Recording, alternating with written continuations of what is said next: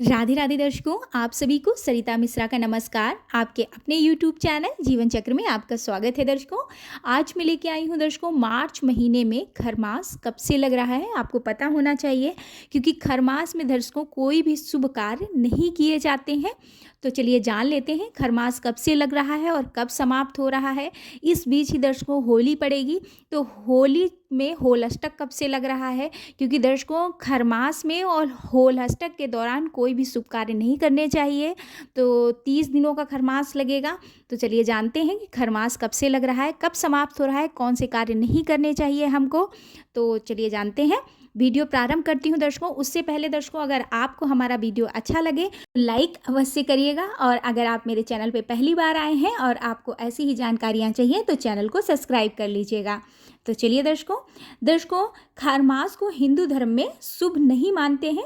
इसको कहते हैं सूर्य जब मीन राशि में गोचर करेंगे और तब 30 दिनों के लिए सभी मांगलिक कार्य जो होते हैं उन पर रोक लगा दी जाती है। तो दर्शकों अब हम जानेंगे कि मार्च में खरमास 2024 में क्या डेट है। दर्शकों अगर ज्योतिष शास्त्र के अनुसार सूर्य के राशि बदलने से साल में 2 बार खरमास लगते हैं, जो कि दर्शकों ये लास्ट खरमास है साल का हिंदी महीने के हिसाब से। इसमें मांगलिक कार्य जैसे विवाह हो गया, मुंडन हो गया, गृह प्रवेश हो गया, या शादी से जुड़े हुए कोई भी कार्य हो गया, जैसे मगनी हो गया, बरीक्षा हो गई जिसे एंगेजमेंट कहते हैं, ये सब चीज़ें भी नहीं करने चाहिए। उपनयन संस्कार हो गया या मुंडन हो गया, ऐसे सब कार्यों को नहीं किया जाता है खरमास के दौरान। इसके साथ ही मैं दर्शकों आप लोगों से कहना चाहूँगी कि आपको वो कार्य भी नहीं करने चाहिए पूजा पाठ से संबंधित जो आपने मान रखे हैं। जैसे अगर आप लोगों ने मान रखा है कि आप कोई सत्यनारायण की पूजा करवाएंगे, तो आपको इन खरमास के दौरान ना करें, उसके बाद में आप कर सकते हैं। या आपने मान रखा है कि आप कोई व्रत स्टार्ट करेंगे, प्रारंभ करने वाले हैं, जो साप्ताहिक व्रत होते हैं, उनको भी इन खरमास के दौरान नहीं उठाना चाहिए, उसके बाद आप उठाइएगा। या फिर आपने जो पहले से कर रहे हैं उनको आपको करना है, उन्हें नहीं छोड़ना है, लेकिन अगर आप कोई नया उठाने वाले हैं तो नहीं उठाना चाहिए। और जैसे मैंने सत्यनारायण भगवान की कथा कही, तो दर्शकों अगर आप हर महीने करवाते हैं कथा, जो करवाते हैं लोग, वो आप कर सकते हैं।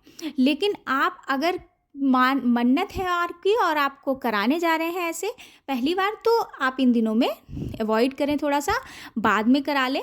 और इसके साथ ही आप कहीं तीर्थ स्थान पर जाना चाहते हैं और आपने मान रखा है कि आप जाएंगे, तो खरमास के दौरान देखिए जाने को आप जा सकते हैं, लेकिन अगर हो सके तो इसके बाद आप जाइए, क्योंकि आपने वो मनौती मानी है। खरमास के दौरान ही दर्शकों वो पड़ेगा, नवरात्रि पड़ेगी दर्शकों। तो नवरात्रि में बहुत सारे लोग माता रानी के दर्शन करने जाते हैं बाहर।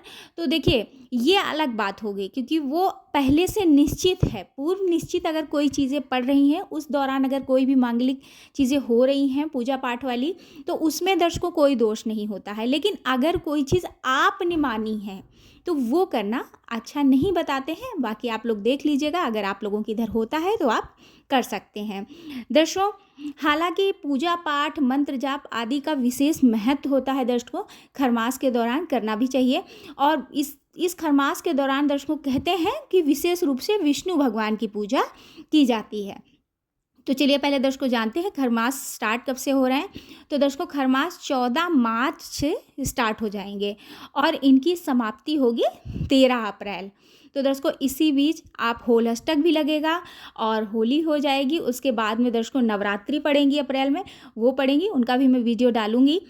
तो दर्शकों इस तरीके से खरमास और फिर होल अष्टक और फिर नवरात्रि।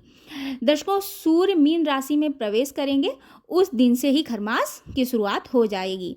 चलिए दर्शकों थोड़ा सा जान लेते हैं कि खरमास होता क्या है। तो दर्शकों जब बृहस्पति की राशि धनु जो होती है या मीन में भ्रमण करते हैं, तो खरमास शुरू हो जाते हैं। दर्शकों ज्योतिष ग्रंथों में इसे गुरु वादित्य काल भी कहा जाता है, इसलिए ये स्थिति साल में 2 बार आती है। दर्शकों आपने अगर ध्यान दिया हो तो दिसंबर से जनवरी में खरमास लगता है और फिर लगता है दर्शकों मार्च और अप्रैल में। साल में 2 बार खरमास अवश्य लगते हैं।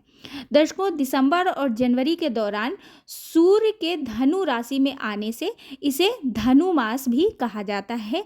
वहीं जब दर्शकों ये मार्च और अप्रैल में मीन राशि में सूर्य आने लगते हैं तो इसे मीन मास भी कहा जाता है। इस तरीके से दर्शकों साल में 2 बार खरमास लगते हैं और इससे उनके महीनों का नाम भी बदलता है। तो दर्शकों इस तरीके से ये 2 बार साल के खरमास होते हैं। दर्शकों जैसे कि मैंने बताया कि हिंदू धर्म में खरमास को अच्छा नहीं मानते हैं, ऐसी मान्यता है। इसमें शुभ विवाह जैसे बताया मैंने, और नवीन जैसे मान लीजिए आपको गृह प्रवेश कराना है तो वो भी नहीं कराना चाहिए। भवन निर्माण के लिए अगर आप पहली बार ईंट रखने जा रहे हैं और पूजा की जाती है तो वो भी नहीं कराना चाहिए। इसके साथ ही दर्शकों आप कोई नया व्यापार करने जा रहे हैं तो वो भी आपको खरमास के दौरान नहीं प्रारंभ करना चाहिए, इससे भी बचना चाहिए। दर्शकों इसके साथ ही अगर मैं शुभ कार्यों की बात करूं क्या करना चाहिए, तो गंगा स्नान आप कर सकते हैं, नदी सरोवर में स्नान करना अच्छा मानते हैं और इसका विशेष महत्व भी है। दर्शकों इस दिन श्रद्धालु नदी के किनारे जाकर सूर्य भगवान को अर्घ देते हैं, शुद्धि करते हैं और इसके साथ ही पितरों का भी शुद्धिकरण करते हैं। ये सब चीज़ें शुभ मानते हैं दर्शकों, तो ये आप कर सकते हैं। दर्शकों अगर मान्यता अनुसार देखें तो सूर्य देव सिर्फ भारत के ही नहीं पूरे ब्रह्मांड के देवता माने जाते हैं दर्शकों, और ज्ञात हो कि यह समय सौर मास का माना जाता है, जिसे हम आम भाषा में दर्शकों खरमास कहते हैं। दर्शकों माना भी जाता है कि इस माह में सूर्य देव के जो रथ होता है, उसके जो घोड़े होते हैं वो नहीं खींचते हैं, और संस्कृत में कहते हैं गधे को खर कहा जाता है। तो अतः इस समय में कोई भी शुभ कार्य नहीं करना चाहिए, इसी कारण क्योंकि उसे खर खींचते हैं, घोड़े नहीं, तो इसलिए कहते हैं कि कोई भी शुभ कार्य नहीं करना चाहिए। तो दर्शकों अगर मैं कथा आपसे साझा करती हूँ, कथा जान लेते हैं हम लोग क्या है इससे संबंधित। तो दर्शकों खरमास में पौराणिक ग्रंथों में वर्णित एक कथा भी है। भगवान सूर्यदेव 7 घोड़ों के रथ पर सवार होकर लगातार ब्रह्मांड की परिक्रमा करते रहते हैं। दर्शकों उन्हें कहीं पर भी रुकने की इजाज़त नहीं है। दर्शकों मान्यता के अनुसार उनके रुकते ही जनजीवन भी ठहर जाएगा, लेकिन जो घोड़े उनके रथ में जुड़े होते हैं वो लगातार चलते और विश्राम ना मिलने के कारण दर्शकों भूख और प्यास से बहुत थक जाते हैं, और उनकी इस दयनीय दशा को देखकर सूर्यदेव का मन भी द्रवित हो जाता है और वे उन्हें एक तालाब के किनारे ले गए और वहाँ पर उन्हें रथ रोक दिया और अनर्थ ही हो जाएगा, ऐसा उन्हें प्रतीत हुआ। अगर मैंने रथ रोक दिया तो अनर्थ हो जाएगा। लेकिन घोड़ों का सौभाग्य कहिए कि तालाब के किनारे 2 खर मौजूद थे और भगवान सूर्यदेव ने घोड़ों को पानी पीने और विश्राम देने के लिए खरों को अपने रथ से जोड़ लिया, और खर अर्थात जो गधे थे वो रथ को जोत रहे थे, मतलब चल रहे थे, और घोड़े जो है वहाँ पे विश्राम करने लगे, पानी पीने लगे। इस दौरान खर ने रथ को खींचा।